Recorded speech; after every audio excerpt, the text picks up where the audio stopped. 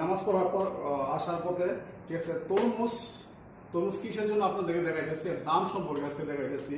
আর 3 KG আম একটা তরমুজ কিনছি। আর এই তরমুজটা হচ্ছে 6 রিঙ্গিত। 6 রিঙ্গিত বলতে মালয়েশিয়ার 6 রিঙ্গিত, বাংলাদেশের টাকা মাত্র 130 থেকে 35 টাকা পড়ে একটা তরমুজ। আর বাংলাদেশের মধ্যে এই একটা তরমুজ বিক্রি করে 300, 400, 500 রিঙ্গিত, 500 টাকা করে বিক্রি করে। তো চিন্তা করেন বাংলাদেশের মধ্যে যে কত ফেরাউনের বংশধর যে তরমুজ ব্যবসায়ী যারা আছে। আর এই যে আম, এই যে আমগুলো আছে না, এই আমগুলা এত মিষ্টি। লাস্ট ফ্রাইডেতে আমি কিনছি, মানে প্রচুর মিষ্টি। 3 কেজি আম আপনার হচ্ছে 10 রিঙ্গিত। সো বাংলাদেশের টাকা প্রায় গিয়া